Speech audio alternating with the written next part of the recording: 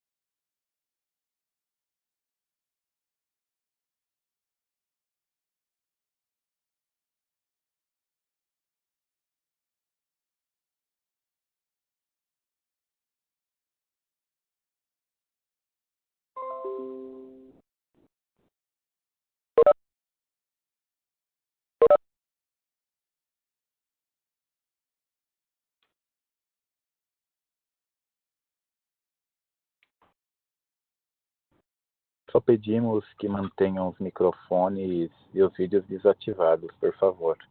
Deus abençoe.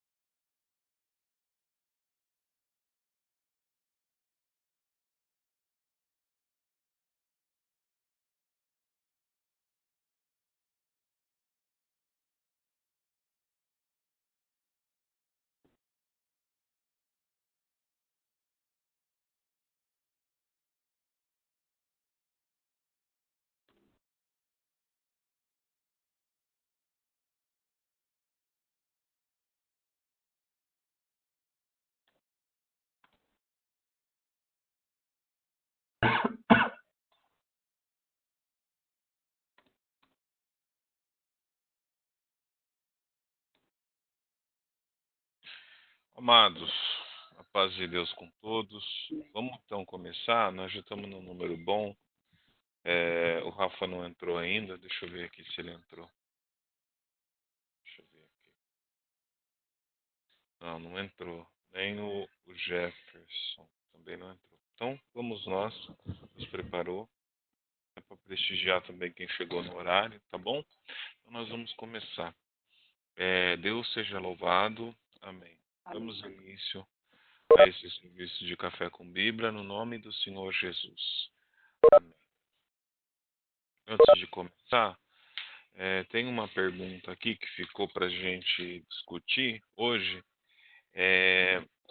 Eu já tinha falado dela, acho que uns dois Café com Bíblias atrás, mas foi uma pergunta que foi feita. A gente vai retomar o assunto. Se ficou alguma dúvida, a gente pode explicar.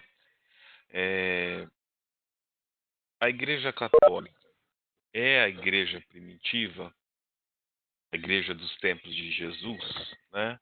É uma pergunta que se faz. O que acontece? Foi uma longa caminhada para a Igreja Católica se tornar o que ela se tornou em poder, em riqueza, em influência, né? Hoje você tem a figura do Papa, que, querendo ou não, ela é extremamente respeitada, é uma figura pública, mas foi uma caminhada, né, em relação ao tempo. Quando Pedro morre, em 67, entre 64 e 67, varia um pouco a data, porque o calendário não começa no ano zero. A igreja estabelece um comportamento, né? Até então você tem uma igreja que era pequena, comparativamente com os dias de hoje, né? Aquela igreja primitiva. E você tem em 64 o primeiro Papa já. Você já tem o Papa, que é o Papa Lino, que a igreja escolhe no lugar de Pedro. E depois passam-se quase 300 anos. A religião, o movimento que deu origem a, a esta crença se torna a religião oficial do Império. Em 380, o que... Agora eu estou muito preocupada, porque, infelizmente,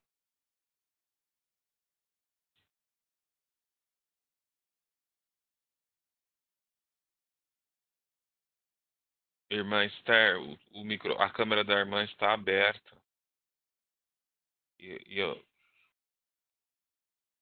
O vídeo está aberto. Deus abençoe. Como eu estava dizendo, a gente tem um longo caminho entre a constituição da Igreja Católica, né, o que se tornou a Igreja Católica, o que ela se transformou, saindo de uma semente que era aqueles pescadores que andavam com Jesus, né? Então eu estava dizendo, em 380, grande passo é tomado, que a igreja torna-se, a religião se torna oficial do império. O que significava isso? Que em todo o Império Romano, no Ocidente e no Oriente, não, só no Ocidente, o Império Otomano não foi cristão, o cristianismo era a religião oficial. Aí passam-se mais muitos milênios, em 1929, o Vaticano é fundado. Só que quando acontece isso, no Tratado de Latrão, a igreja já tinha uma influência gigante, entendeu? Já tinha uma influência gigantesca. No meio desse processo, em 1517, ocorre a Reforma Protestante, que algumas figuras, Calvino, Lutero, estavam insatisfeitas com o rumo da igreja, com a forma que a igreja estava se relacionando com, por exemplo, vendendo indulgências no céu, vendendo pedaços de terra no céu. Curioso, porque ainda hoje tem igreja que vende isso. Pleno século XXI, você ainda tem igrejas neopentecostais que vendem pedaços do céu para os fiéis. Então, esse pessoal se revoltou contra isso e deu origem à Reforma Protestante. Aí nós vamos para a segunda pergunta. Qual a diferença entre igrejas reformistas e igrejas pentecostais? Como o nome diz, igrejas reformistas são igrejas que participaram do movimento da reforma. Quais são elas? Nós temos a igreja luterana. A igreja luterana é resultado direto das ações de Lutero, né? Inclusive, esta igreja protestante, ela existe no Brasil, tem faculdades, tem um braço aqui no país. Nós temos também a igreja anglicana, que tem um credo que mistura as ideias de Calvino e Lutero com os ideais de Henrique. Por exemplo, ele não via com maus olhos o divórcio, porque ele saiu da igreja católica, porque a igreja católica não queria dar o divórcio para ele.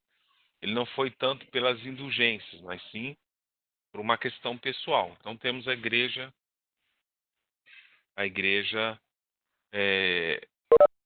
anglicana. Tá? Essa igreja existe, é mais forte no Reino Unido, nos países que compõem o Reino Unido, Inglaterra, Irlanda do Norte. Tem um outro país que eu sempre esqueço. Enfim, é o Reino Unido. E também na Suíça, com Zwinglio e Calvino, que fundaram igrejas também, a igreja calvinista. É uma igreja que inspira também, né, outras igrejas. Essas igrejas reformadoras, elas, elas, elas guardam um cisma com o cristianismo tradicional da Igreja Católica. Então, respondendo objetivamente a pergunta depois dessa jornada inteira, para vocês entenderem o cenário, eu sintetizei quase 3.000 anos de história em 5 minutos. A Igreja Católica não é a Igreja primitiva, tá? Por uma questão de ideais. A Igreja Católica surgiu de um movimento político, numa época que a Igreja acumulava muito poder, num Estado absolutista, e não tinha nada a ver com a história de opressão, a história de dificuldade, a história de superação que a Igreja primitiva enfrentou. Não tinha nada a ver, não tem nada a ver uma coisa com a outra. Tá? A Igreja Católica reclama a sua fundação desde o nascimento de Cristo. Que eles podem reclamar, mas só que a gente entende que são dois fatos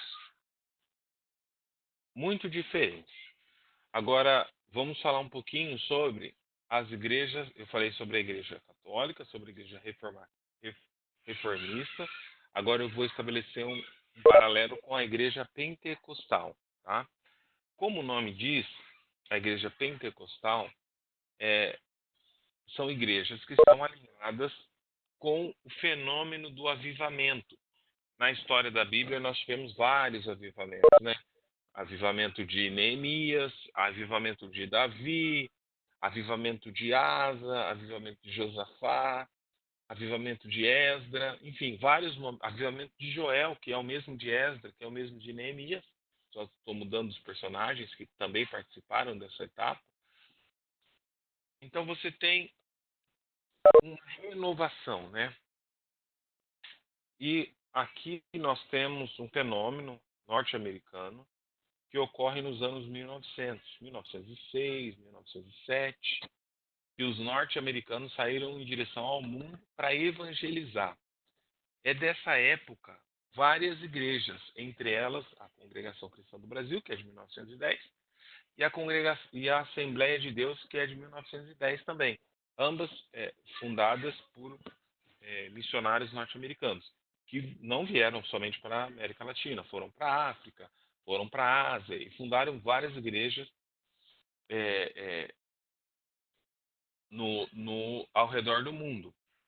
Então, as igrejas que são identificadas com o fenômeno do avivamento, que é lá previsto, como o nome diz, pentecostais, são assim conhecidas porque são fervorosas, são alinhadas com os dons. Então, são identificadas com o Pentecostes, que foi o derramamento do Espírito Santo sobre os membros da igreja primitiva.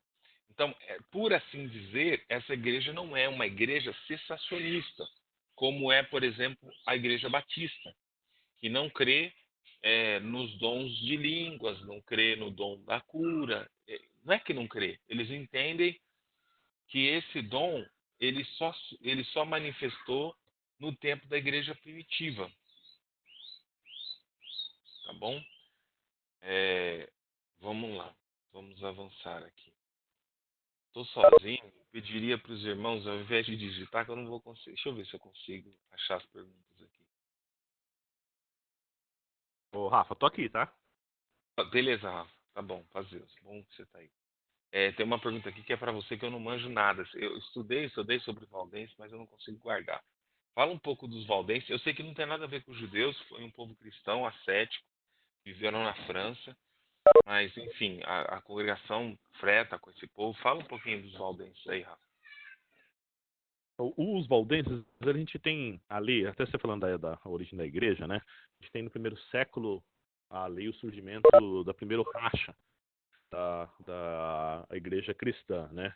A igreja ela estava flertando muito com a questão do gnosticismo na época, até a gente vê João ele batendo forte em cima disso, né? Contra isso daí, a questão do gnosticismo. E a igreja, após a morte de todos os discípulos, né, os apóstolos, né, ela começa a surgir diversos problemas. A gente vê justamente nessa época, tá, que começa a surgir vários livros apócrifos, né? E a gente vê o surgimento dos anabatistas, tá? No primeiro século eles rompem com a igreja primitiva, né, e acabam meio que se isolando. Na história da igreja católica, tá? A gente vai ter vários movimentos que surgiu que foram muito perseguidos. A gente tem o montanismo, né, de Montano, né, eles não eram cessanistas, claro que eles tinham algumas diferenças, a questão de batismo de criança, né, e acabava tendo um pouquinho aí sendo perseguido por ter algumas heresias a respeito disso. Mas, tá, era um povo que eles tinham a Bíblia decorada, né? Eles saíam pregando o Evangelho, eles tinham o Novo Testamento, como na época a Bíblia era algo meio proibido e estava sendo detido pela Igreja Católica, que havia se transformado numa igreja-estado com poder, justamente porque Roma, o que tinha acontecido com Roma? Roma estava se quebrando em frangalhos, né? Tudo o que estava acontecendo com o Estado de Roma, né? Eles estavam perdendo o poder e viram na igreja uma nova forma de governar e ter o povo debaixo ali do poder. Então, no norte da Itália, tá, ali nas montanhas, né, a gente via também ali das regiões suíças, ali por perto, né, e até mesmo em outros pontos da Europa, havia um povo, tá, que Pedro Valdo, tá, recebeu essa pregação aí de origem dos, vamos falar assim, dos refugiados que era então muito conhecido por anabatistas, né? E foram trocando os nomes pelo decorrer do século.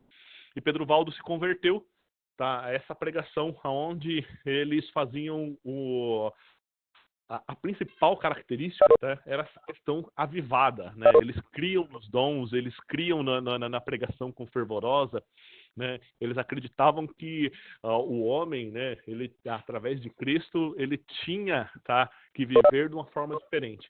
Então essa pregação, tá, ela era totalmente contrária à igreja, porque a igreja falava somente em latim, né? Eles não acreditavam nos dons, era bastante perseguição.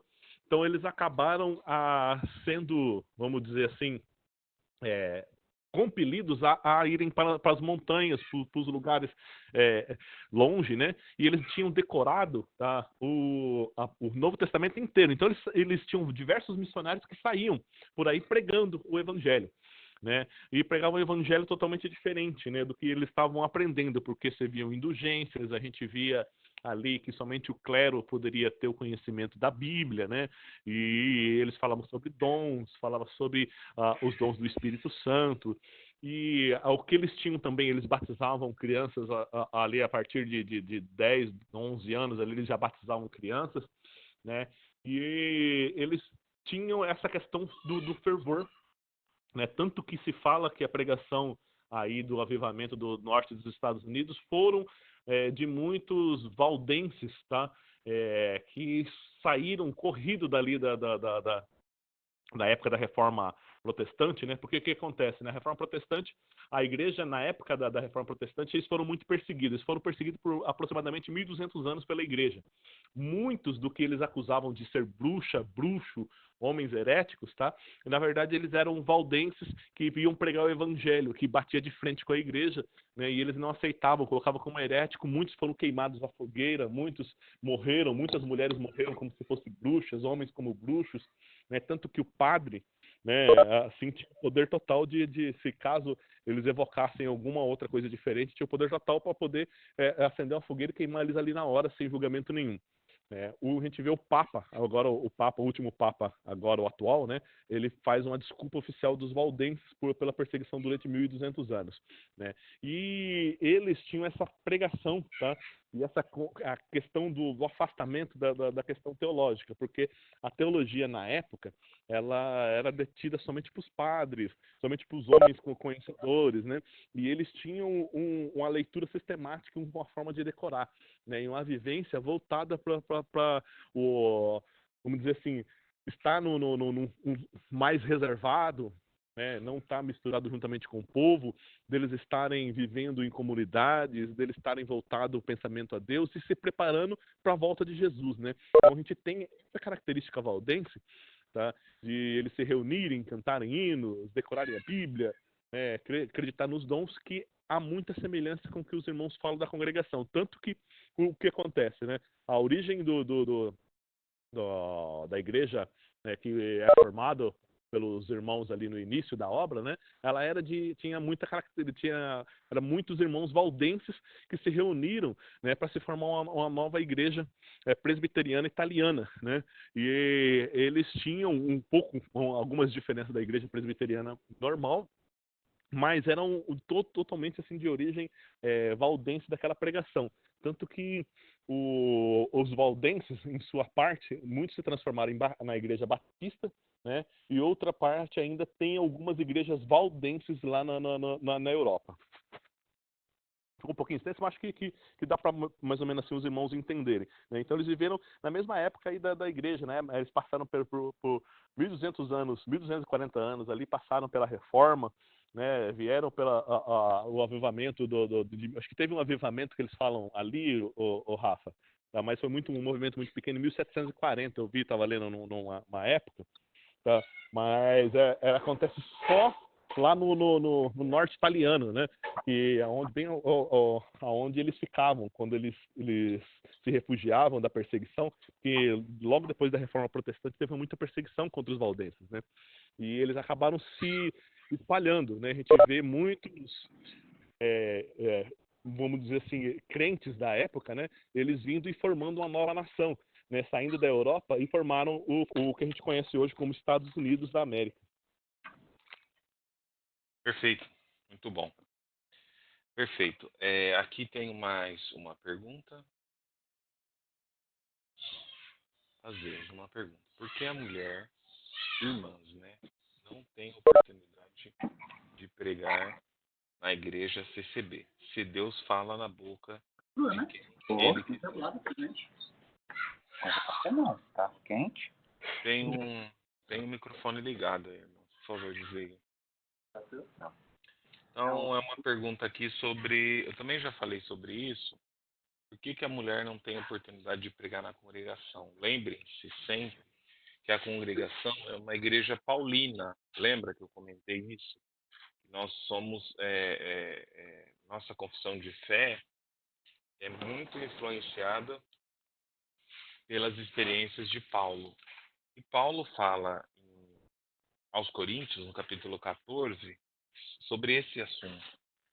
As mulheres estejam caladas nas igrejas, porque lhes não é permitido falar, mas estejam sujeitas, como também ordena a lei. Se querem aprender alguma coisa, interroguem em casa os seus próprios maridos, porque é indecente que as mulheres falem nas igrejas. Porventura saiu dentre vós a palavra de Deus, ou ela veio somente para vós? Aqui está o posicionamento que embasa a decisão de não franquear o púlpito para irmãs, tá? Lembrando que não é uma posição não é uma posição restritiva para a mulher. A mulher pode falar na igreja, ela pode testemunhar, ela pode cantar, ela pode chamar hino, ela pode orar, ela só não pode ensinar, ela só não pode pregar, tá? É vedado a liberdade da mulher pregar na congregação. Por esse ponto de 14 de aos Coríntios que Deus revelou para Paulo e vários outros, o véu, por exemplo, ajoelhar de joelho. Ajoelhar de joelho não tem como ajoelhar se não for de joelho. Eu estou falando orar de joelhos. Enfim, são vários pontos que o nosso culto é influenciado pelas, pelas decisões de Paulo, pela experiência de Paulo. Ô, Rafa, Oi. naquela época de Paulo também, né, a mulher que ensinava e pregava na época eram sacerdotisas, né? Ela se referenciava muito ao mundo pagão, né? O mundo judeu ele nunca teve, claro que a gente teve uma ou outra profetisa ali, mas assim que ensinava, a gente teve até uma juíza, se eu não me engano, né? Mas a influência da feminina ela sempre foi muito pequena, né? Paulo até quando ele fala lá a respeito da ordem da natural da criação e coloca lá o véu, né? Ele coloca algo que uma hierarquia, né? Que Cristo é a cabeça da igreja, né? Para ser a glória, né? De Deus, o homem a glória ali de Deus também, mas a mulher seria a glória do homem, né? Porque na ordem da criação ela foi colocada como uma adjutora, uma ajudadora do homem. Por mais que ela tenha sido criado, né, para ser ajudadora do homem, mas de modo nenhum ele rebaixa a mulher, né, no sentido dela não ter função nenhuma na igreja, né? Ele só coloca nesse sentido para diferenciar justamente do mundo pagão. A gente vê ali assim que o mundo pagão ele tinha mais essa questão da mulher estar à frente, né, e ser símbolo de oráculo, ser símbolo de ensino, né? E o mundo judeu ele era completamente avesso a isso, né? E ele coloca muita coisa do seu ensino ele tinha da parte judeu e o que o Senhor revelou para ele também para ajustar essas coisas para que ornasse bem e ficasse de um modo para que houvesse diferença do mundo pagão que existia também. Pelo menos eu vejo desse jeito. Não sei se eu vejo de uma forma correta ou se estou me enganando também, mas se tiver, você pode corrigir aí. Não, tá perfeito. Temos mais perguntas? Deixa eu dar uma olhadinha aqui. Tem uma aqui, Rafa. Vai lá, qual que é? Tem uma da irmã Marli.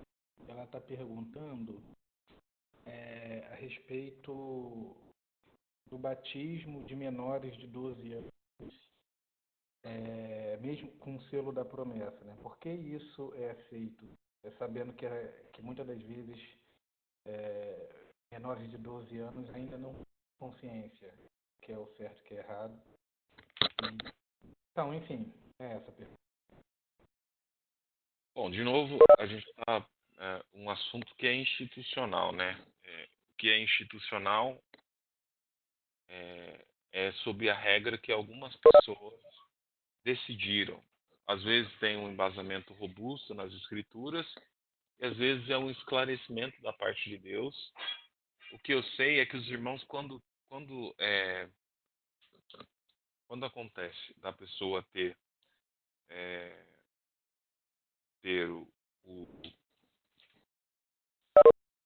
selo da promessa, a promessa de evidência de novas línguas, melhor dizendo, eles entendem que já recebeu o Espírito Santo.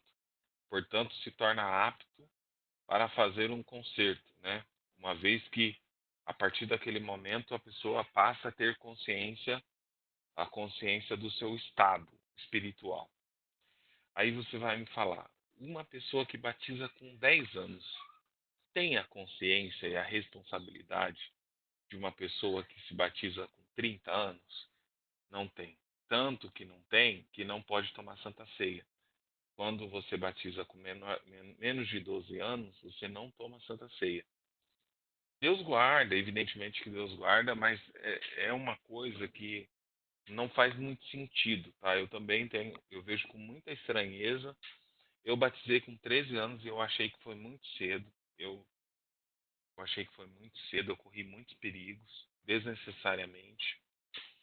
Então, eu não concordo também com o batismo de criança. Não concordo. Eu acho que eles estão, já são inocentes, até 12 anos eles são guardados, salvação garantida. Não tem nenhuma necessidade de batizar. Mas é o que eu estou falando, né? Às vezes você está lidando com uma regra institucional. Regra institucional é aquilo. Você decide por alguém que já decidiu por você. Mas temos?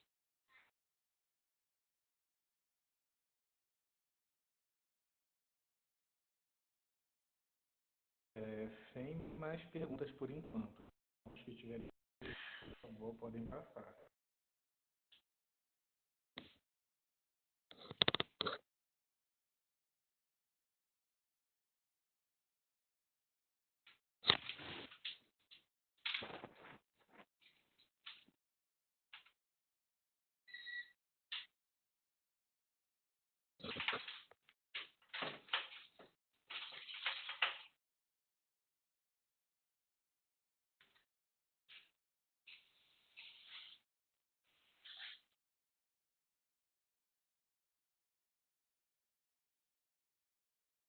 Ô, Rafa, Sim. posso só fazer uma ressalva aqui? Pode falar. É a questão que hoje se tem um grande debate até entre os irmãos do ministério, e salvo erro saiu até um tópico de ensinamento para o ministério, não para a Irmandade, mas saiu para o ministério, que a congregação não seria uma igreja pentecostal, porque o termo pentecostal estaria errado de acordo com o movimento, porque o Pentecostes seria uma festa judaica. Então, se você pudesse dar uma explicada sobre esse assunto aí, mas também dizer que as raízes realmente veio do avivamento, né? Veio do movimento pentecostal. Mas tem alguns irmãos que não aceitam como igreja pentecostal por causa dessa questão aí da nomenclatura.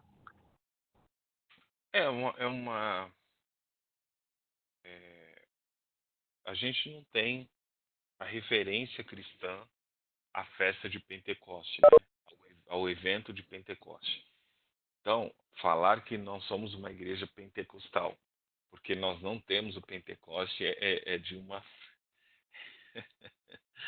É complicado, porque é o seguinte: nós temos o evento, né? O evento aconteceu no dia de Pentecostes.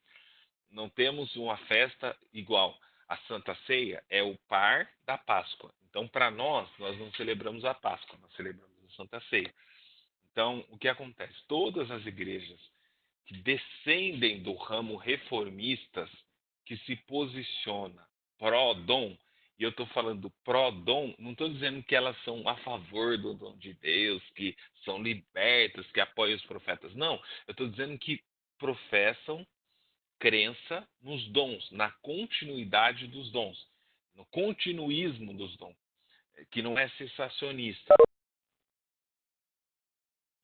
Elas elas, elas são identificadas como pentecostais, né? É diferente, é diferente de uma igreja, por exemplo, é, que não reconhece os dons no tempo atual, né? A igreja batista, por exemplo. Se você for numa igreja batista e começar a falar em línguas, eles vão achar que você tem demônios, entendeu? Porque eles não reconhecem os dons na atualidade, não reconhece os dons na igreja contemporânea.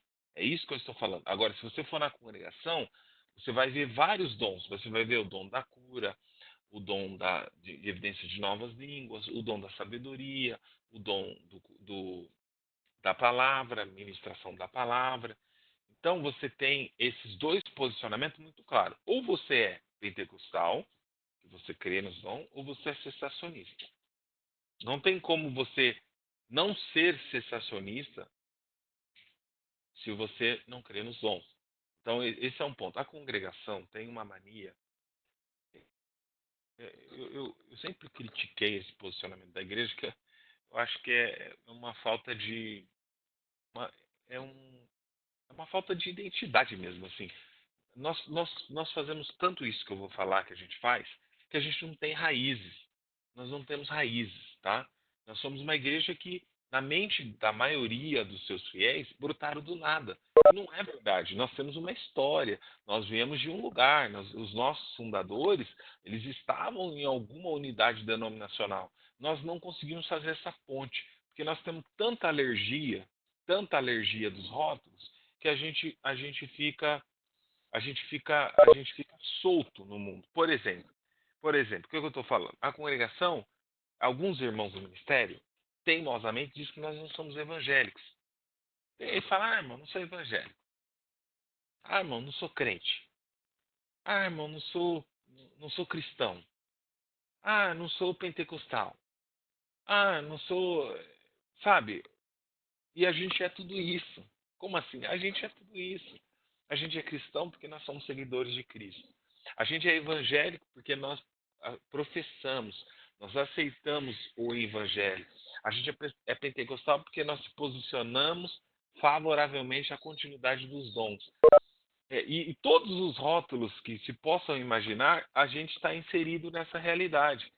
A congregação, por exemplo, fala: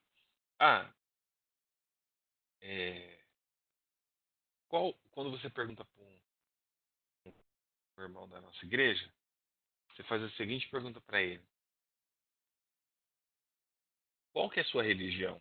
Ele quase tem um ataque cardíaco. Ele fala: não, eu não tenho religião, eu sou servo de Deus.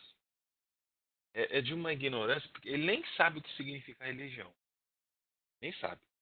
Ele ignora o significado da palavra religião. Né? Que se ele entendesse, ele ia falar: a minha religião é o cristianismo. Eu estou num braço do cristianismo. Tem o cristianismo apostólico romano, tem o protestante, tem o pentecostal. Murilo, abaixo, por favor.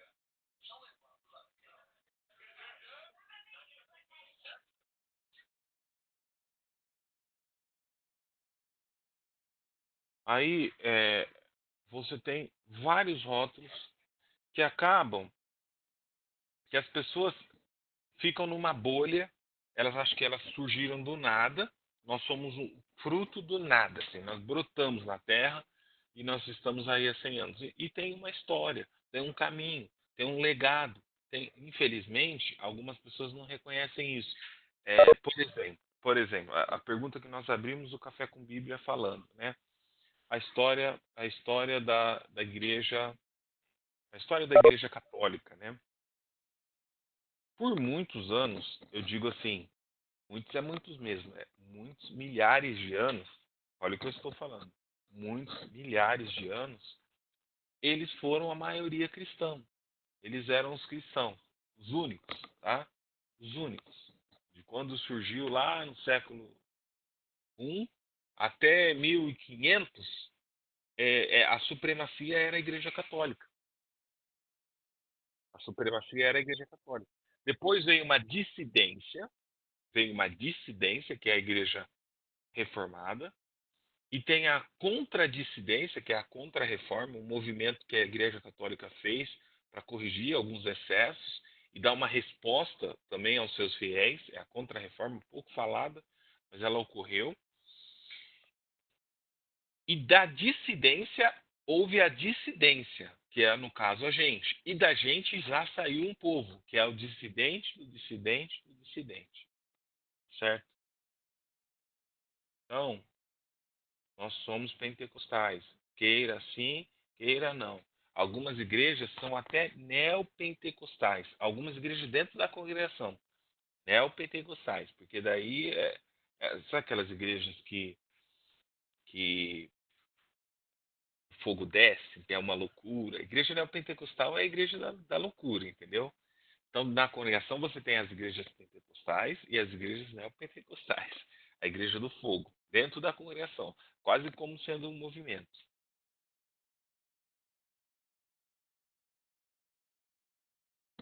Que temos aí? Ô Rafa, eu acho que os irmãos têm meio um pouco de medo, tá? Assim, de termo evangélico, até porque ele surgiu aí meados dos anos 80 e 90, né? Com vamos falar assim, a força da igreja neopentecostal, né? E a gente e aí a confissão positiva e a teoria da prosperidade junto, né? A maioria do termo hoje evangélico no Brasil, quando se fala termo evangélico, a gente pega a classificação principal da neopentecostal voltado aí para a teoria da prosperidade, né? Eu acho que os irmãos acabam tendo um pouco de medo. Mas eu ouso falar assim que até a veia central da igreja é um pentecostalismo raiz, né? Porque até o pentecostalismo hoje tradicional, ele sofreu um pouco de mudança, né? Houve uma mudança aí, mais ou menos. E eu não sei se é por um pouco de ignorância dos irmãos ou não, mas eles estão desvinculados disso, né? Mas eu falo que a gente seria até um pentecostal mais raiz ali, porque a gente tenta manter a coisa lá de trás, né? E muitas vezes com insucesso, até tentando desvencilhar. Mas eu concordo contigo que o termo evangélico, o termo pentecostal, ele tudo se refere vamos dizer assim, as igrejas avivadas, né? Mas no meio geral, das outras denominações, até pensando nessa parte da movimento que a gente teve aí voltado para a teoria da prosperidade, o termo do evangélico, né, ele ficou muito impopular no Brasil, mostrando que são um tipo de povo que está correndo atrás do dinheiro, né, o neopentecostal voltado aí para esse ramo da teoria da prosperidade, que acabou ganhando força no meio dos anos 90, nos anos 2000, e que hoje, né, a gente fala o termo evangélico, né, você já imagina quem é o pessoal que está seguindo, está ali fazendo a dança na igreja, que está tendo culto de cura. Então é muito atrelado isso no meio cultural. E a gente vê assim, eu acho que os irmãos acabam tentando querer tirar isso daí para não ser colocado tudo no mesmo saco, né? Apesar de sermos pentecostais aí, e não tem como fugir disso. Eu concordo, só que o detalhe é o seguinte: a teoria da prosperidade, ela é um fenômeno mais moderno do que o neopentecostalismo. O pentecostalismo tradicional é do período que eu falei, 1906 em diante. Nós somos pentecostais por definição, assim, nós somos fruto do pentecostalismo americano, ponto. E eh, muitas igrejas no Brasil foram fundadas por missionários americanos. Aí você tem em 1970 a segunda onda, 1970 e 1980, a segunda onda de pregadores americanos também, que desbravam o mundo pregando por rádio e TV. Aí nasce o neopentecostalismo. Depois surge, ali em 1990, anos 2000, a tese da prosperidade. Então, não é correto a gente defender que o neopentecostalismo é a teoria da prosperidade. Eles estão separados por quase 30 anos, os movimentos, entendeu?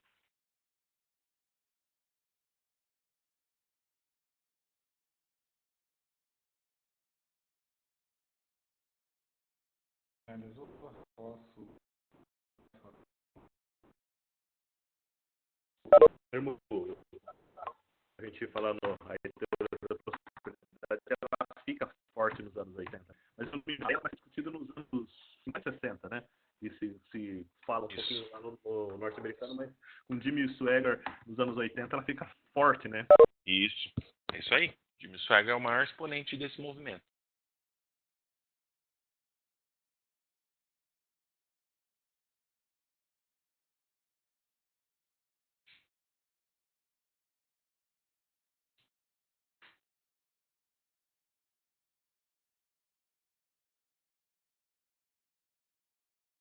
Caiu, cortou. Tô aqui, estão me ouvindo? Não.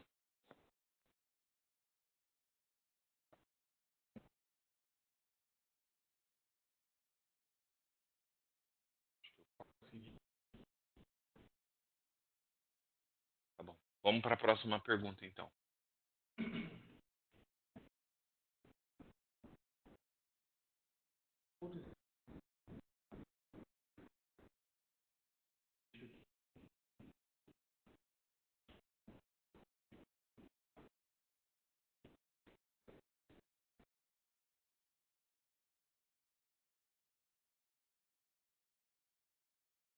Pergunta? pergunta, Rafa? Qual que é a próxima pergunta?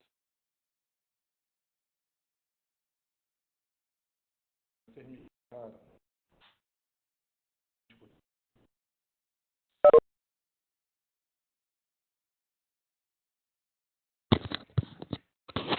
Aqui, eu vi uma aqui, ó. Paz de Deus. Amém.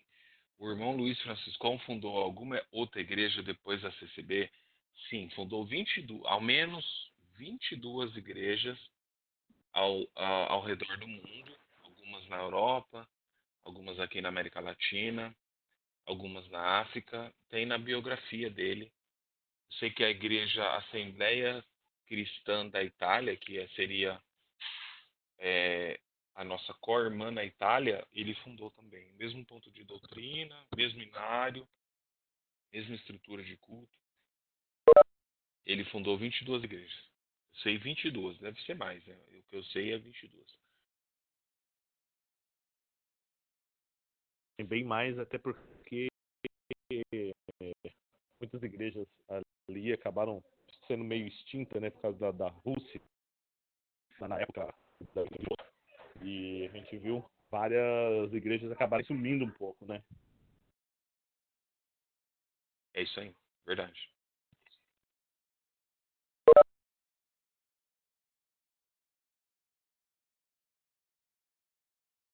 Rafa, você me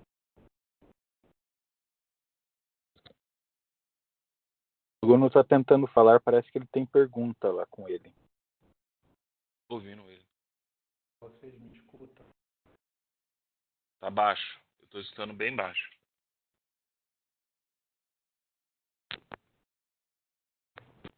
Melhorou? Vocês me escutam agora? Beleza, beleza. Tá. Seguinte, pergunta aqui da irmã Álbia. Os cultos online marcam uma nova era na CCB, visto que há muito tempo se criticou os meios de comunicação. O que os irmãos acham a respeito disso? Então, é sempre muito complicado discutir instituição, porque o nosso pensamento, às vezes, não tem nada a ver com o pensamento de quem decide os rumos da instituição.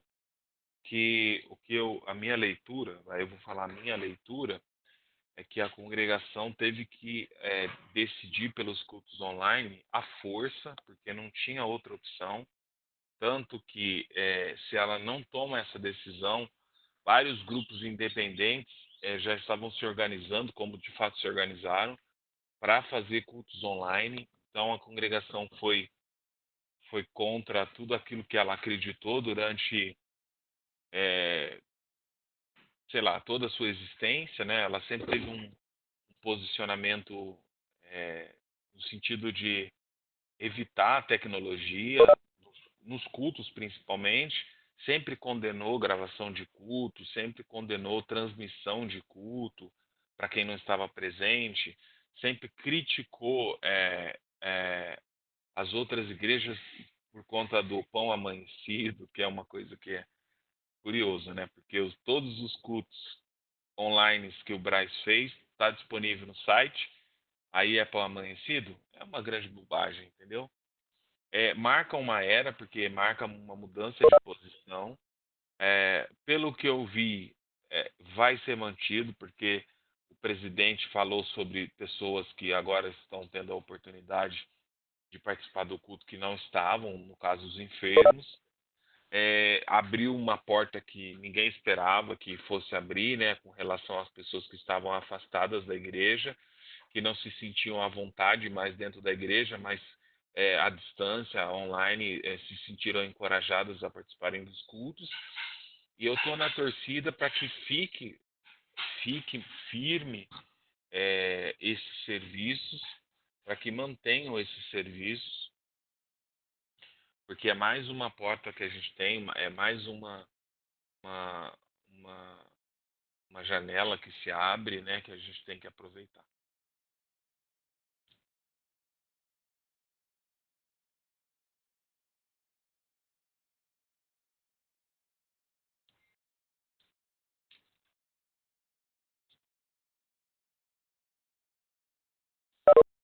Eu vejo assim, online, a gente está quebrando vários paradigmas, né, dentro da igreja, né? Mais que a quebrado todos os protocolos que a gente via na igreja, mas ela está servindo de alento e também de avivamento no meio da Irmandade, para entender várias coisas que, então, por motivo de justamente a gente não ter um estudo bíblico, havia muitas questões, havia muitas perguntas, havia muito questionamento, né? E tem sido esclarecido em diversos cultos, a gente visto aí Deus usando dos irmãos, falando até uma das coisas que a gente mais via aí, essa separação total da congregação, né? A gente ouviu coisas aí que até então a Irmandade sempre entendia se entendia até no nosso próprio clero, né, de forma diferente, né, que a placa da igreja ela não salva, né, mas que quem salva é Cristo. Eu vejo com bons olhos, eu acho que é uma coisa que eles não vão conseguir voltar atrás, porque a porta se abriu, agora qualquer coisa, eles têm um veículo de poder atingir milhões de pessoas, mas eu creio que assim, ainda vai ser muito bem relutante, né? Eu acho que passando isso daí eles vão acabar atirando, mas em algum momento vai acabar tendo que ser utilizado de novo. Mas vamos esperar que com isso os presbíteros, a própria Irmandade possa entender aí que realmente a tecnologia ela não é só para o mal, né? Ela pode ser usada para o bem também.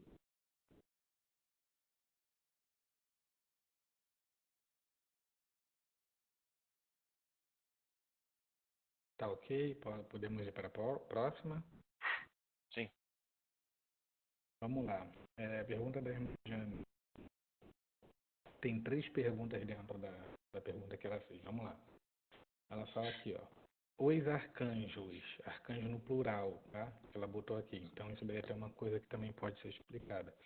Os arcanjos são tidos como seres superiores na hierarquia celestial. São os líderes dos anjos? Deus confia completamente nesses seres? Isso é uma. A outra. Nós temos anjo da guarda, como dizem aí. E a terceira. Os anjos caídos podem mover objetos físicos? São essas as perguntas. Compreenderam aí? Escutaram bem? Sim, sim. A primeira, se os arcanjos, existem vários, né? Miguel é o primeiro de todos eles, ocorre lá em Daniel 9, que vem disso destacadamente, e Miguel é um dos primeiros príncipes, ou seja, existem outros príncipes. Na Bíblia não está relatado, mas nós cremos que existem milhares deles. Se eles são chefe dos anjos. Não, eles não são chefe dos anjos.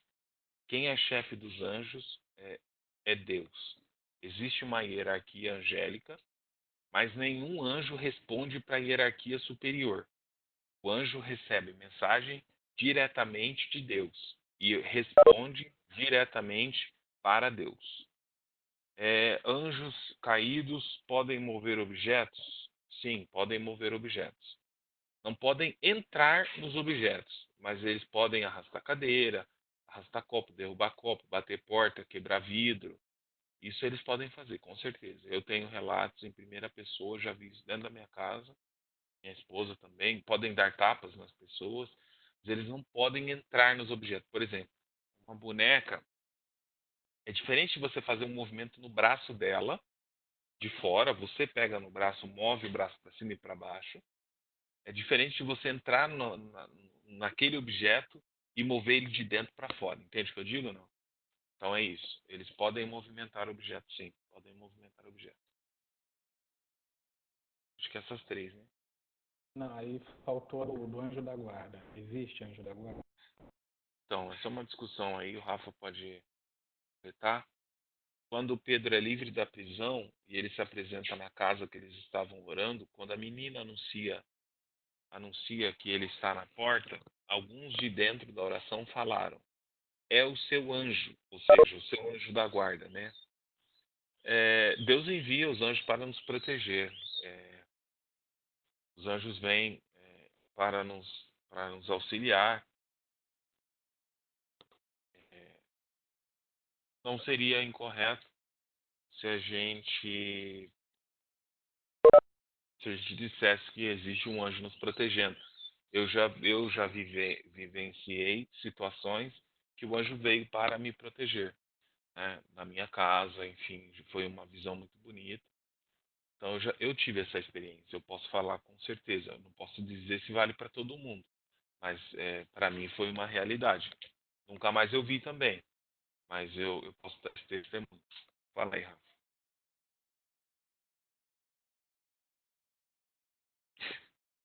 Eu acho que tá perfeito aí a tua fala, a questão da ordem angelical. A gente vê até aquele episódio de Pedro, ali que ele estava preso, quando a menina vê batendo na porta, ela fala, é o anjo dele, né? A gente palavra falando que os anjos são cumpridos, né? São ordens de Deus para poder fazer tudo aquilo que o Senhor determina. A gente vê tem anjo determinado até mesmo para a morte, né? Quando aconteceu lá na época da Páscoa, até mesmo na época de Davi, a cena de Eliseu, quando ele estava com seu moço, e que cercaram a cidade e havia um exército todo protegendo ele, né, com milhares de carros de fogo e anjo.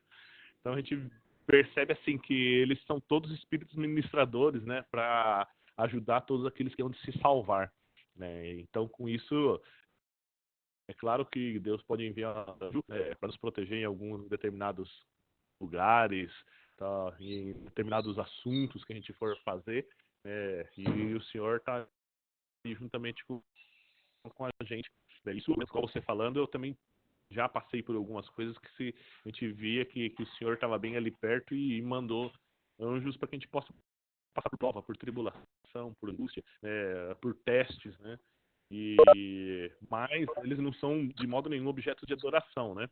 Até porque os anjos, eles são feitos para que sejam feitos para fazer a vontade de Deus, né? E nós hoje somos cordeiros juntamente com Cristo, né? A gente não tem como tratar a culto para anjo de jeito nenhum, né? Que é um adendo que eu acho que é bem importante a gente pegar e falar, porque o assunto de anjo ele é muito interessante. Se você pegar na astrologia, eles vão falar muita coisa, né? Mas o que a gente sabe, para a gente poder falar da questão hierárquica, né? Tem muita pouca coisa dentro da Bíblia, mas a gente consegue determinar. Realmente, sim, tem uma hierarquia, anjos, arcanjos, né? Querubins, serafins, né? E cada um tem uma função e um é superior que o outro, né? Tanto que nós temos o príncipe, né? Do que até a gente pegar Miguel, é um dos príncipes que está à frente de Deus. Então, se tem príncipes, também as decisões são superiores. Muito bom. Próximo. Tem uma aqui da irmã Marli, que eu acho que é a continuação da pergunta a respeito que você comentou que era a doutrina paulina. Vamos lá. Nós temos como referência os ensinamentos de Paulo. Porém, Paulo era um logo falho. Então, nossos ensinamentos como véu, mulher pregar na igreja, cortar o cabelo, não seriam verdades absolutas? Pergunta. Não seriam não seriam necessariamente uma doutrina, mas sim um ensinamento que seria bom seguir, mas não necessariamente uma regra bíblica seguida à risca. Seria isso ou não? Isso, perfeitamente. É uma regra institucional. De novo, a gente está discutindo aqui regra institucional, usos e costumes. Não é doutrina, tá? Ninguém vai deixar de ir para o céu por conta de não seguir essas regras. São baseadas na Bíblia, mas longe de serem uma doutrina absoluta. É uma recomendação, tá? Uma recomendação. Já foi muito forte isso no seio da igreja, ou seja, nos anos 80, cortar cabelo era um sinal de fraqueza terrível. A igreja censurava. Hoje em dia está mais suave, ninguém liga mais. Televisão, mesma coisa. Então, são aspectos que são institucionais, são usos e costumes, que são recomendações da instituição para os fiéis, longe de ser uma regra que influencia na salvação.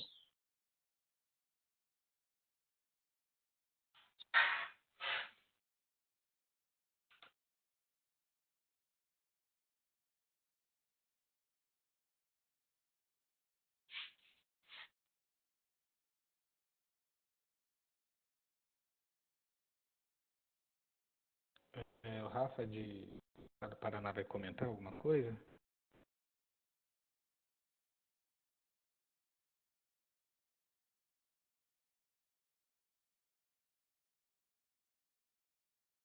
Pode ir para a próxima, Bruno.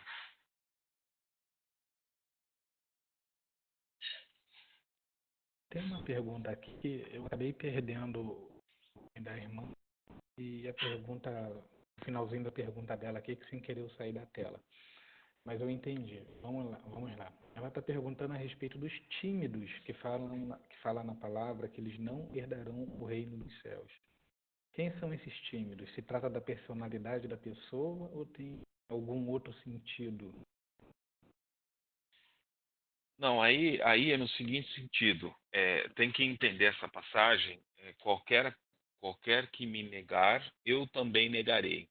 É nesse contexto, no sentido de não reconhecer publicamente pertencer a Jesus. Então, é aquela pessoa que é tímida para falar que é crente, tem vergonha de falar que é crente, se envergonha de ser crente. Segundo o mundo, é uma pessoa que não demonstra as obras de Cristo perante ao mundo, porque se envergonha. Então, é aquele crente que no serviço ninguém sabe que ele é crente. Ele em nenhum momento fala que ele é crente. E as pessoas perguntam, ele fala que não. É esse tímido que a palavra está se referindo.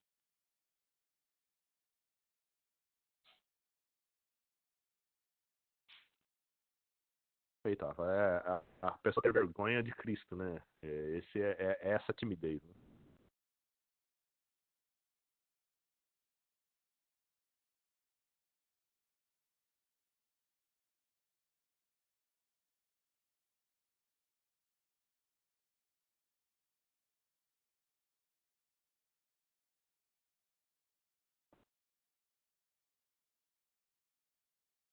Bom, vou para a próxima. Acho que é mais uma aqui que entra na questão institucional. Vamos lá. Se tem várias igrejas do corpo de Cristo, por que a Santa Ceia da congregação só toma quem é batizado nela? Então, de novo, a gente está discutindo mais questões institucionais do que questões de Bíblia mesmo, né? Porque a instituição define as suas regras, né? É lógico que se uma pessoa do mundo estiver na fila, trajado adequadamente, que à primeira vista, não trajado adequadamente no sentido de estar com terno e gravata, mas no sentido de que ninguém identifique que ele não é daquela igreja, ele vai tomar numa boa. Ninguém vai barrar ele de tomar a Santa Ceia. Né? O que acontece, na verdade, é que é uma regra da instituição, porque o serviço é para colocar o povo em comunhão. Então, se a pessoa não é daquela igreja, qual o sentido dela estar na comunhão da igreja? Fica meio sem sentido, tá? Não faz muito sentido.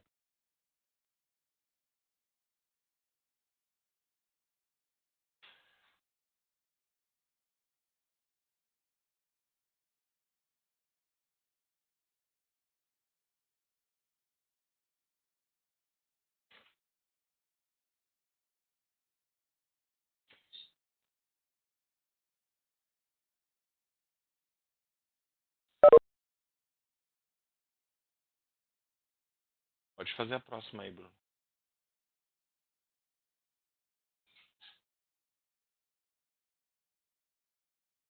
Ô Rafa, eu estou sem pergunta aqui agora. O irmão comentou aqui até no geral, É porque anjo bate porta e quebra um vidro, é para chamar a atenção da pessoa. Tá no chat aí. É a última Ah, pergunta que eu sim. fiz. Tá, tá bom. É, então, porque na verdade as manifestações dos espíritos são no sentido de afligir o ser humano, de causar aflição. Então, às vezes, é uma casa que está sob ataque espiritual, é um processo de perseguição, né? De tempo em tempo, uma casa é combatida e os espíritos aproveitam essa oportunidade, essa ocasião, com criança também. Às vezes, quando tem criança na casa, é uma criança muito desejada, muito esperada, né? E aí os espíritos vêm afrontar a criança no sono, vêm perturbar o sono da criança. Eu sofri isso com os meus dois filhos, com a menina mais velha e com o menino também. Eles choravam, viam fantasmas, e era uma luta. Depois Deus deu liberdade, né? São processos que a gente passa. Tem mais uma aqui que eu vi, e também porque no Brasil as irmãs não podem tocar os instrumentos na igreja. De novo, é uma questão institucional. A igreja define as regras que que ela que ela vai definir para o seu corpo musical. Nos outros países, as mulheres podem tocar, por uma questão de necessidade, podem tocar outros instrumentos. Aí no Brasil optou-se pela irmã franquear somente a ela o órgão, poderia ser homem tocando órgão também, mas franqueou somente para as irmãs e não franqueou os outros instrumentos. É uma discussão eterna, se libera, se não libera.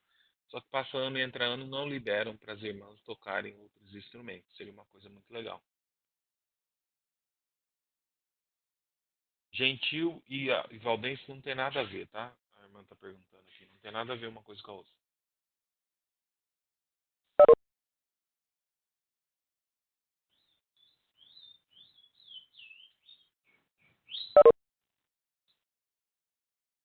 É, o irmão aí perguntou. Acho que você já respondeu essa pergunta no outro café, a respeito da Santa Ceia na congregação ser anual, e as denominações ter mensal, até semanal no caso.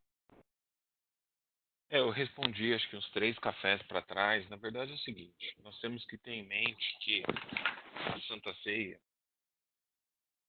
ela é o ritual de memória do falecimento de Cristo, tá? Ela foi deixada no lugar da Páscoa. Como ela tem essas duas referências, né? O evento da morte de Cristo é um evento pontual. Aconteceu numa sexta-feira do ano 33 depois de Cristo em Jerusalém.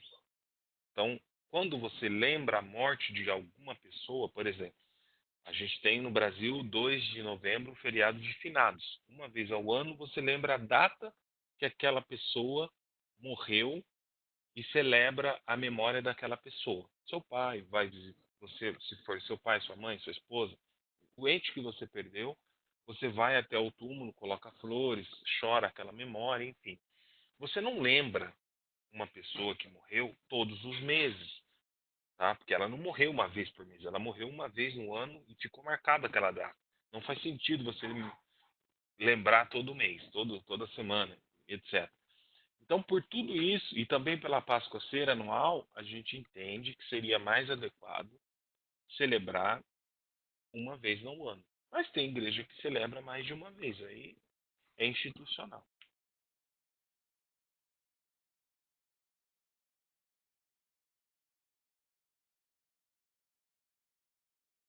Ô Rafa, tem uma aqui. É no dia do juízo final. Vamos rever os nossos familiares, né? Vamos conhecer eles. Olha, lembrando que a igreja não participa do juízo final, tá? A igreja julga no juízo final. Sobre a memória, nós vamos reconhecer as pessoas. Só que nós não vamos reconhecer as pessoas que não venceram. É, não está claro como será esse juízo final, se vai ser uma por uma, se vai ser uma coisa rápida. A gente não tem detalhes dessa cerimônia, se as pessoas vão ser julgadas, enfim, não sabemos, tá? Mas a gente só vai lembrar das pessoas que vencerem. A igreja só se lembrará, vamos supor, eu, o Rafa e o Bruno, nós vencemos. Aí eu não vou saber o que eu fiz no passado, nem o Bruno, nem o Rafa, por exemplo. Mas eu vou saber que o Bruno é o Bruno e o Rafa é o Rafa, entendeu? Eu vou saber. É a mesma coisa, por exemplo. Você vai lembrar. Vai ficar mais fácil de entender. Você tem dois amigos de 90 anos. 90 anos cada um. Que viveram a vida inteira juntos. E se relacionaram por relação de amizade por 90 anos. Eles não se lembram com precisão de tudo que eles se lembram. Mas ainda assim, eles têm um laço que eles reconhecem. Vai ser mais ou menos isso que vai acontecer.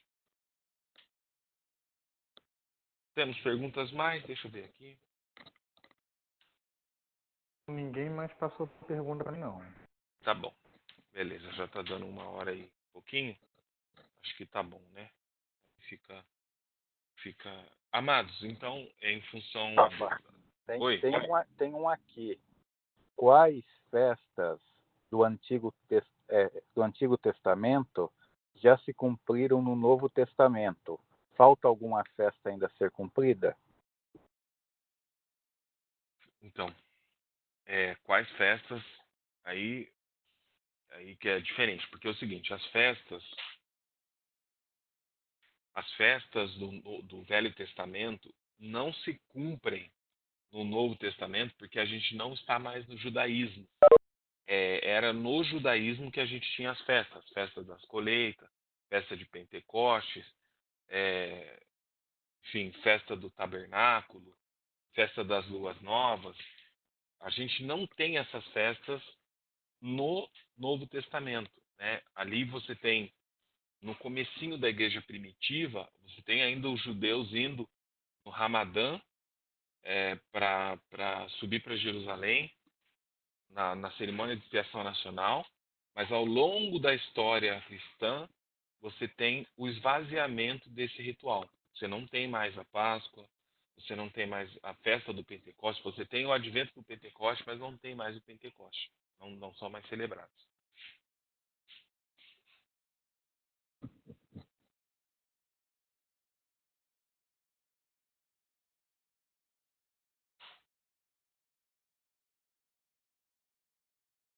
Encerramos? Deixa eu ver se ele tá. A irmã ficou. A mãe ou o irmão, que eu não vi o nome, apareceu o nome para mim. Eu acho que é o irmão Davi, ou David, ficou de fazer uma pergunta, mas até agora ele não passou. Calma aí, deixa eu ver se chegou. Não, ainda não chegou. Irmão David ou Davi, por favor, faça a sua pergunta para a gente encerrar. Uma outra aqui que apareceu para mim, mas eu acho que essa já foi respondida, né? Mas se alguém não esteve nos outros Café com Bíblia, qual a melhor tradução da Bíblia para se estudar? Então, sobre tradução de Bíblia, é uma pergunta muito particular, né? Porque às vezes você não se identifica com o texto. Não que o texto seja ruim, mas o texto não fala a você. É sempre bom você ter mais de um texto para comparar, né? Para comparar as versões. Se eu tivesse que escolher uma, eu diria assim, a minha preferida atualmente, eu já tive várias preferidas. Mas a de texto, não de comentário, de texto, é a King James 1611. É difícil, é uma Bíblia difícil de achar, só que ela é a mais fiel que a gente tem em língua portuguesa. Aí é uma questão de opção. Você também pode escolher Almeida Revisada e Corrigida, que é o texto ARC, que é um texto, ele mescla o texto crítico, o texto masorético no Novo Testamento. Ou você pode escolher uma Bíblia de comentarista, né? Então, Henry, Jim Swagger, John MacArthur. Aí depende do que você está buscando. Mas KJ, a KJ 1611 é uma. Procurando texto, questão de texto, é uma das melhores.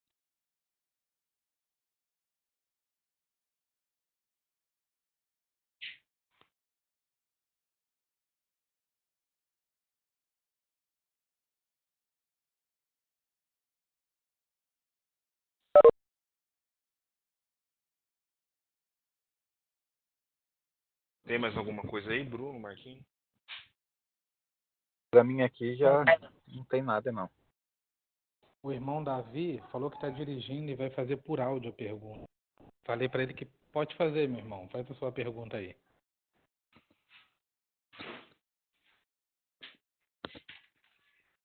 A paz de Deus, meus irmãos. Eu queria fazer uma pergunta, eu não sei se já foi explicado isso, mas eu queria saber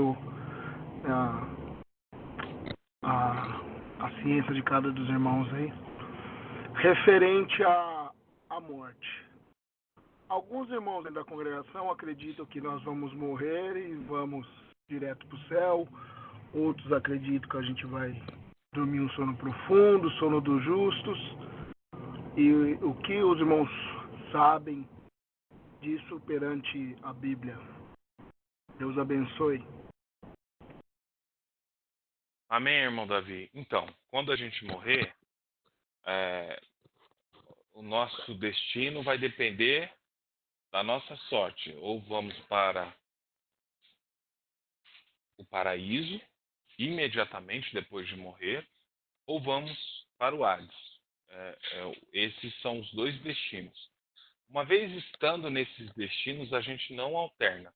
Estando no paraíso, não há como você ir para o Hades, e estando no Hades, não há como você ir para o paraíso.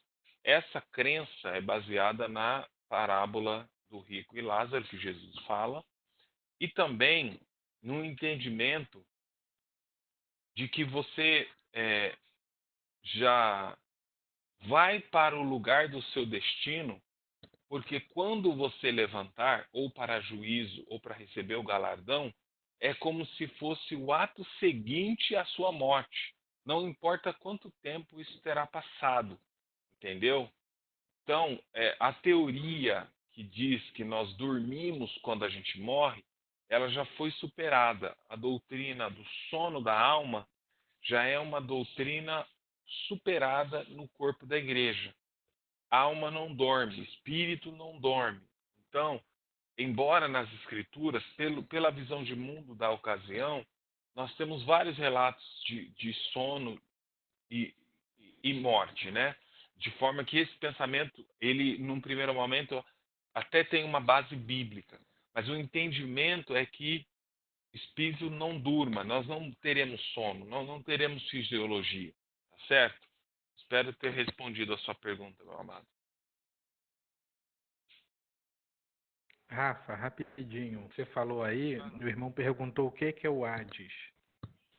O Hades é um antigo lugar no Velho Testamento em que era sepultura. Os judeus acreditavam que era o lugar que os ímpios iriam, tá? Então, lá na parábola do rico e Lázaro, ali, eu não sei se é Hades ou Sheol, agora eu estou na dúvida, mas é a mesma coisa. É o lugar que os ímpios iriam. Algumas traduções vertem a palavra Sheol e Hades como sendo o inferno. Algumas traduções fazem isso, tá? Você tem a ocorrência de sinônimos para a palavra Hades como sendo inferno.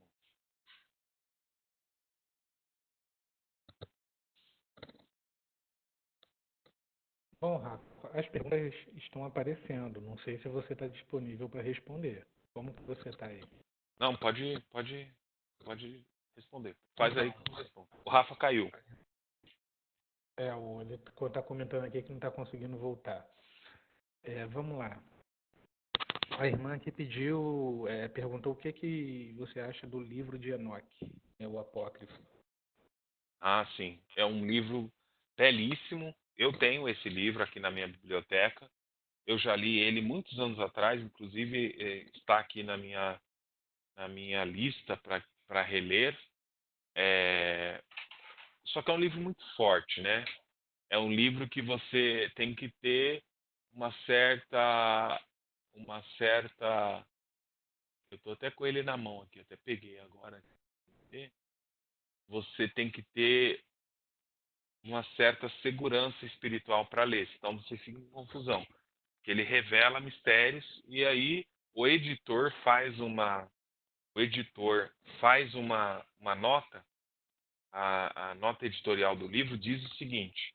Eu vou até pegar, peraí um pouquinho, só um minuto. Livro de Enoque. Livro de que vem aqui, meu filho. Vou ler a nota da edição dele para vocês verem o que eu estou falando. Pra ficar mais claro. Olha aqui que o editor.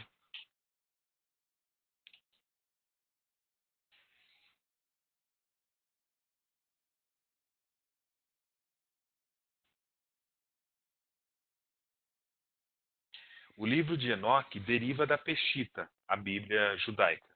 E por conter uma linguagem complexa, mistério pouco ou não abordados em outros escritos canônicos, um livro de Enoque deve ser lido com responsabilidade, entendendo e discernindo aquilo que é coerente ou não, tá?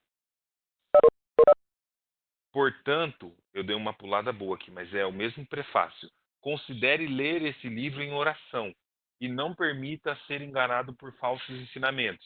Seja vigilante e cauteloso. Certamente há muitos mistérios no reino de Deus a serem revelados.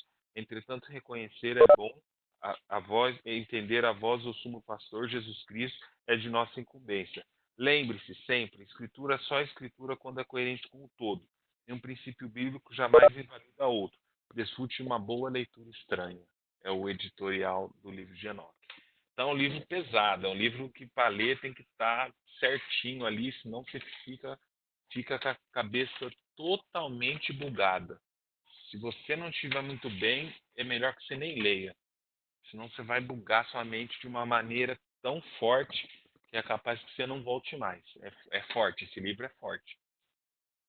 Próximo, Bruno. Então, Rafa, teve uma pergunta aqui agora. Eu acho que a gente falou sobre isso quando teve o café da.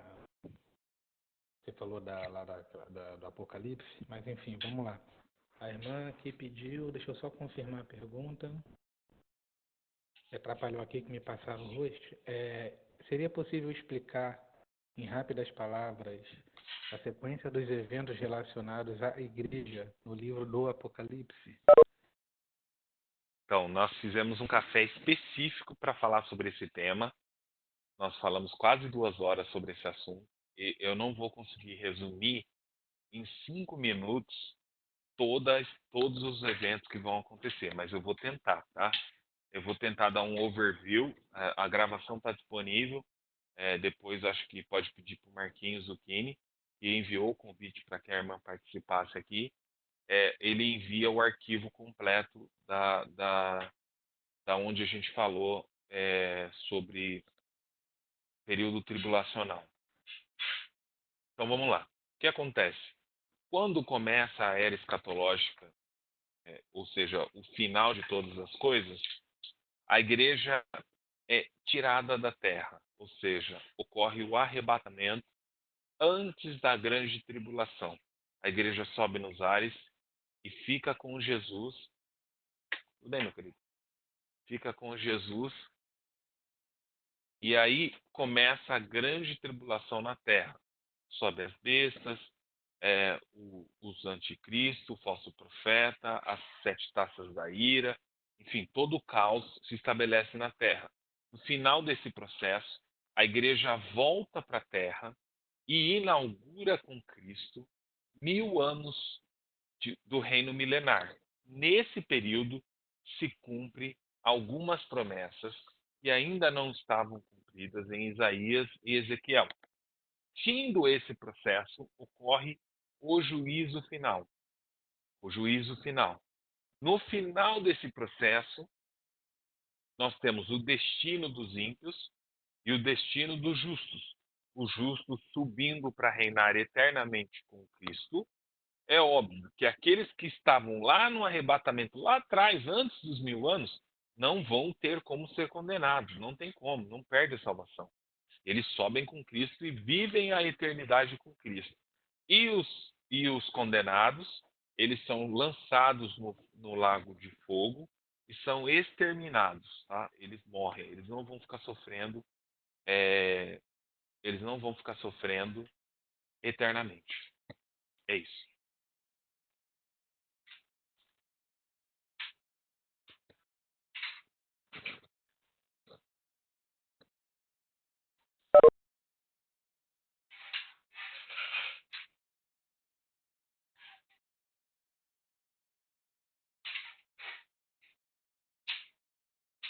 Bíblia na linguagem de hoje é válida, com certeza, muito útil para uma finalidade que eu vou falar agora.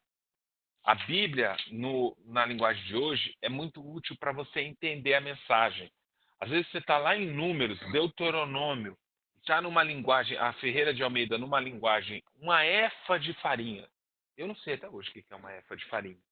Mas aí você vai lá e vê, 300 gramas de farinha. Interessante, você já entendeu a mensagem. Você não tem barreira linguística na Bíblia, na linguagem de hoje. Eu tenho ela aqui também. É NTLH que chama essa tradução. Bruno, tem mais alguma pergunta?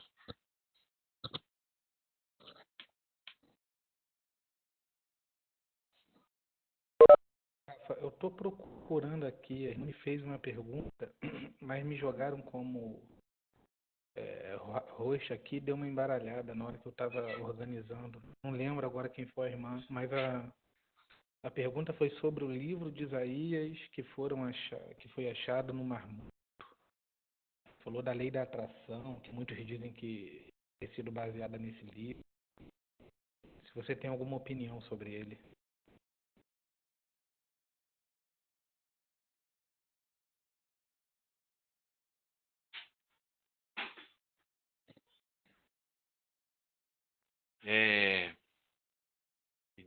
Eu acho que é os achados de Corã, né?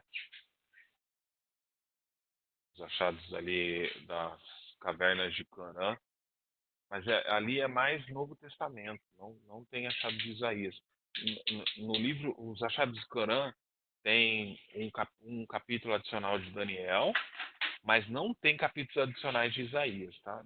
Eu não me lembro. Deixa eu ver aqui, peraí, deixa eu achar aqui na biblioteca.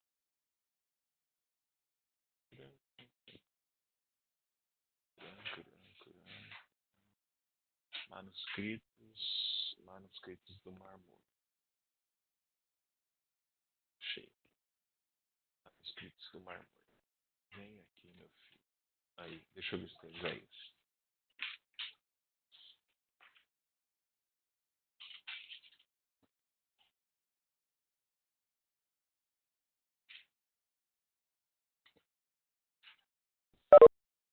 Não tem Isaías. Não tem Isaías não, tá?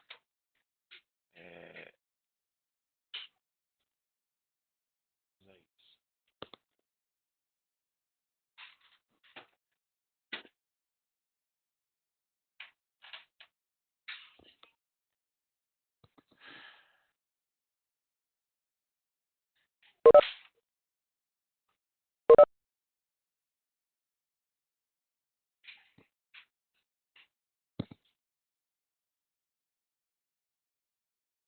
Mais alguma, Bruno? Conseguiu achar a pergunta? Uma que a irmã perguntando, mas eu acho que você já falou sobre isso, né? Se os ímpios vão ser mortos no fogo eterno. Bom, Pergunta da irmã Jean.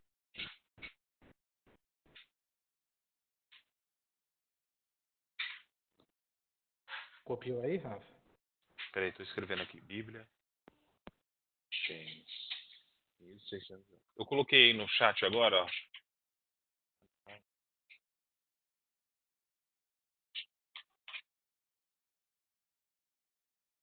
Agora foi. Ô, Rafa, Essa Bíblia aí, ó.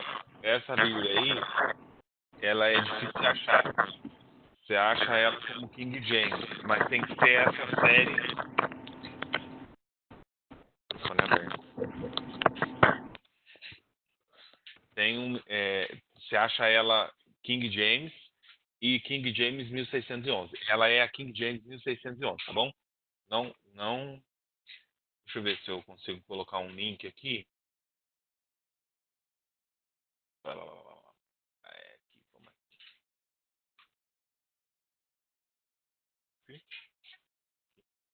James 1611.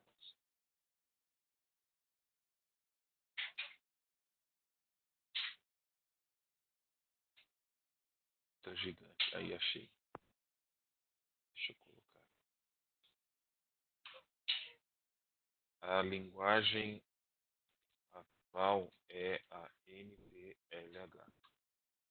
Nova tradução na linguagem. Fala, Marquinhos, o que você falou? Adriano do Rendeira, profeta, tá na sala. Santo Deus. Ô, Rafa, Oi. então, a pergunta é o seguinte: a segunda morte, então, seria a destruição total da alma. É um tema bem polêmico. É um tema até para a gente falar sobre isso um pouco mais, porque é o seguinte: olhando do lado do ponto de vista de justiça, tá? De justiça, você também não pode ser condenado pelas obras. Se você não alcança a salvação pelas obras, você também não alcança a condenação pelas obras. Então, esse é um ponto. E, detalhe, se você passar uma vida inteira pecando, sei lá, 80, 90 anos pecando, você vai pagar o resto da eternidade por um período muito pequeno. Não seria justo. E segundo, o mais importante, que a segunda morte que ocorre lá em Apocalipse é chamada Thanatos, significa separação. A primeira morte é Necros, que é a nossa morte física, e a segunda morte é Thanatos, nos termos que ocorrem originalmente na Bíblia. Necros, a primeira morte, e Thanatos, a segunda morte. Thanatos significa separação de Deus. Ou seja, as pessoas que incorrerem na segunda morte estarão separadas de Deus. Agora, aonde você está separado de Deus, se Deus é onipresente? Qual é o lugar que você consegue estar separado de Deus? Nem no inferno, que ele está no inferno também. A menos que você não exista. Aí você estará separado de Deus. Por isso eu entendo que os condenados serão exterminados e serão mortos no lago de fogo. Tem algumas Bíblias que diz que o Satanás, depois de preso, será solto e depois será morto. Outras Bíblias não traz essa frase, será morto. Mas eu entendo, deixa eu consultar aqui a minha Apocalipse. Apocalipse, no capítulo 20. Os flagelos.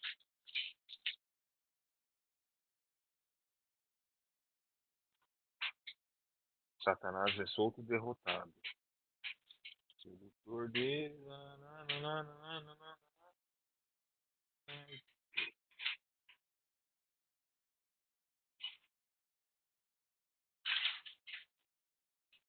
Ele não fala, as Bíblias modernas não falam que Satanás é morto. Tá? Mas ele será morto. Ele vai morrer. E espírito morre?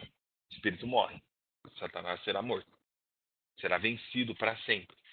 E todos aqueles que incorrem junto com ele. Sobre a condenação eterna, a condenação é eterna, tá? A condenação é eterna, porque ela dura para sempre. Aquela pessoa foi para sempre banida da presença de Deus. Ela nunca mais vai voltar à presença de Deus. Ela não tem esperança de vida eterna. Por isso que é eterna. É igual a cidade de Sodoma e Gomorra, era para queimar para sempre. A cidade não está queimando para sempre, mas o sentido da condenação foi para sempre.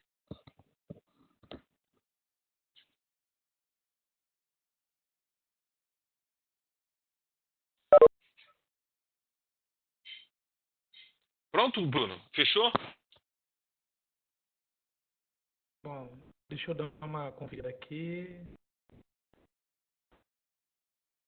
Só passar aqui. Bom, acho que assim você respondeu a irmã Jane. Daqui da minha parte, estou zerado. Tem alguma pergunta aí, Marquinhos? Não, Rafa, só referente a essa questão mesmo aí que fala numa das parábolas, fala de um período também que a alma irá sofrer, né, no fogo e tudo. Mas eu acredito que isso seja no período do início ao final do julgamento, que é até a questão que muito se discute, né, do inferno hoje estar vazio e ser um estado futuro. Sim.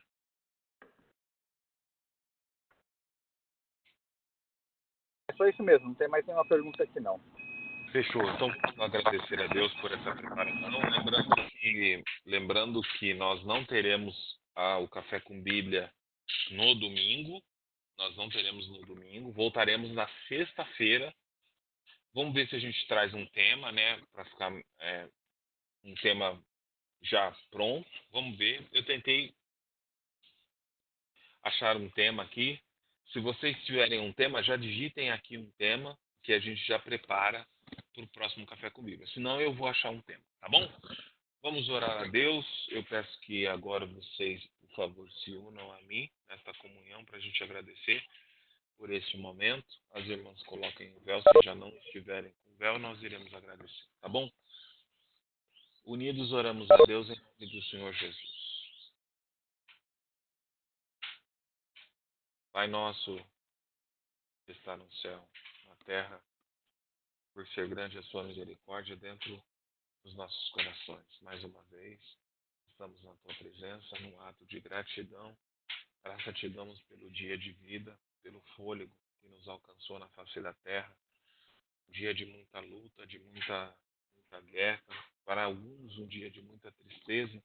Para outros, um dia de felicidade. Mas te damos graça pelo alimento que preparou a nossa mesa. Aqueles que não tiveram essa sorte também te agradecem da mesma forma. Te damos graça por toda a vida, Senhor. Te damos graça pela sorte que nos alcançou na face desta terra, entre povos, nações e tribos. O Senhor escolheu a nossa casa para andar contigo na terra, para envergar a palavra da salvação, para defender a honra do teu nome, para ser embaixador de Cristo aqui na terra. Damos-te graça por esta tão grande sorte, Senhor. Nós te pedimos, salva a nossa casa, cura a nossa casa, restaura a nossa casa, e o teu nome haverá de ser por nós glorificado nas grandes e nas pequenas congregações. Dê-nos uma noite de paz, uma noite de sono tranquila na tua presença, para que nós possamos te agradecer. Te damos graça por esse momento solene, por esta reunião que fizemos, pelo conhecimento que foi em nós derramado. Temos certeza que nós sabemos um pouquinho mais do que nós sabemos ontem. Nós estamos mais perto da luz, Senhor. Dê-nos a força para seguir caminhando, dê-nos a força para seguir lutando.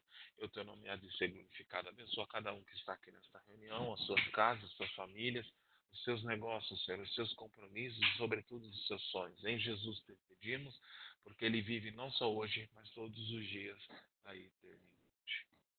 Amém. Deus seja louvado. Amém. Irmãos, a paz, a graça e o amor do Senhor permaneçam nos nossos corações para a vida eterna.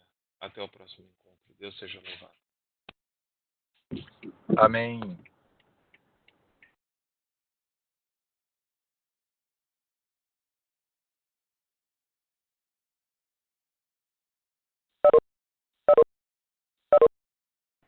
Deus abençoe a todos. Deus abençoe a todos que participaram. Como foi deliberado entre os organizadores, o irmão Rafael anunciou, só teremos agora o Café com Bíblia uma vez por semana, na sexta-feira. Estaremos durante a semana próxima passando o link para a voz e o tema que vai ser abordado também como pauta. Deus abençoe a todos. Quem Deus preparar, às 11 horas teremos a oração e se encontramos lá. Fiquem com Deus e na paz